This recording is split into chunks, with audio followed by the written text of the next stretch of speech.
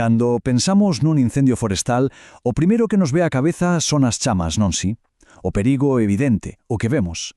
Pero ese o verdadeiro desastre comeza xusto cando se apaga a última brasa. Hoxe imos descubrir o perigo que se agoxa nas cicatrices que deixa o lume, unha ameaza que, en ocasións, pode ser aínda máis letal. Pois sí, esta é a clave de todo o asunto. Mentras os equipos de extinción se retiran, a terra que quedou queimada empeza a transformarse. Convértese nin máis nin menos que no escenario perfecto para un segundo desastre, que pode ser tan devastador como o propio lume.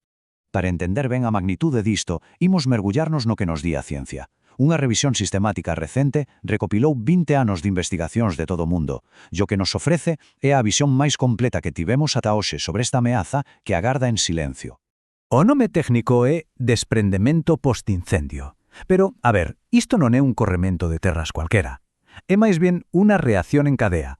O lume ataca a paisaxe, deixa totalmente vulnerable e basicamente prepara o terreo para que todo veña abaixo. E ollo a este gráfico porque é moi revelador. O mundo científico espertou de repente ante esta ameaza. Fijadevos ben, casi 2/3 de todos os estudos sobre o tema publicáronse nos últimos 5 anos. Eso é un sinal clarísimo de que este risco, que antes quizás pasaba máis desapercibido, agora mesmo é unha prioridade. Entón a pregunta é, que é o que lle fai exactamente un incendio a unha ladeira para que se volva tan inestable? Como se crea esta trampa mortal? Pois é como unha treboada perfecta en 3 pasos. Primeiro, o lume arrasa o todo, non deixa vexetación ninguña. Despois, as temperaturas altísimas literalmente cocen o chan, creando unha capa impermeable por riba, como se fose asfalto. E o golpe de graza, as raíces que o suxeitaban todo, que eran a rede de seguridade natural da montaña, quedan calcinadas e sen forza ninguña. A diferenza é brutal, como se pode ver aquí. Unha ladeira xa é como unha esponxa, vai absorbendo a chuvia pouco a pouco. Pero despois do lume, nada diso. Convértese nunha especie de rampa esvaradía. A auga xa non ten onde ir, así que só pode correr cara abaixo, arrastrando todo o que atopa. E aquí é cando entra en xogo o detonante final. O lume, por así decilo, carga a pistola, pero é a chuvia a que aperta o gatillo. Unha treboada que antes non faría casi nada, agora convértese nunha forza destructiva, sen nada que a poida frear. E o perigo non é só para o día despois. É unha ameaza que queda aí, latente. A investigación dinos que o risco máximo de que haxa un desprendemento sitúase entre 1 e 5 anos despois do lume. É como unha bomba de reloxería que a chuvia pode activar en calquera momento durante todo ese tempo. E que ninguén pense que isto é só teoría, para nada, é unha realidade trágica. Botádelle unha ollada ao que pasou nas montañas de San Gabriel en California. Despois dunha vaga de incendios, veu unha treboada. O resultado? Desprendementos masivos. E o dato máis arrepiante de todos, máis do 90% deses desprendementos ocorreron exactamente dentro das zonas que se queimaran. É unha proba irrefutable. Ben, unha vez que entendemos o problema, a pregunta é obvia.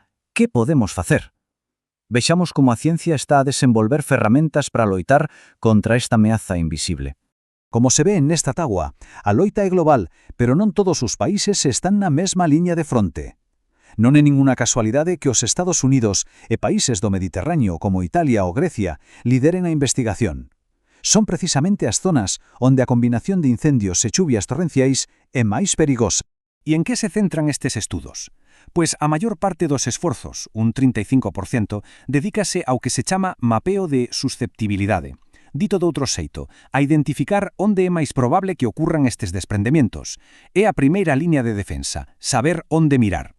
Para facer eses mapas de risco, úsase un arsenal tecnolóxico que é impresionante. Drones e satélites vixían dende o ceo, mentras que tecnoloxías como o LIDAR escanean o terreo cunha precisión milimétrica. E toda esa cantidade de información alimenta modelos de inteligencia artificial que actúan como sistemas de alerta temprana, dicéndonos cales son os puntos máis perigosos. Pero claro, predecir non é suficiente. Unha vez que o mapa de risco está feito, hai que actuar sobre o terreno. E aquí falamos de cousas moi prácticas. Dende replantar árbores para que a natureza recupere a súa forza ata construir barreiras físicas que funcionen como escudos para as zonas poboadas. Chegamos ao final, e a conclusión pareceme que está bastante clara. A nosa relación cos incendios ten que cambiar. Xa non é suficiente con apagalos. Ahora temos que aprender a xestionar as súas cicatrices, a convivir cunha paisaxe que xa foi transformada. A mensaxe final da investigación é moi potente na súa sinxeleza. O que se necesita é un enfoque dual. Por unha banda, alta tecnoloxía para predecir e, por outra, mans na terra para prevenir. É a combinación da anticipación digital coa acción física o que de verdade vai marcar a diferenza. Vou deixar esta pregunta no aire. Nun planeta onde os grandes incendios son a nueva normalidade, o reto xa non é só como loitamos contra as chamas. O verdadeiro desafío é aprender a vivir de forma segura coa súa sombra, con esa paisaxe frágil que nos deixan como heranza,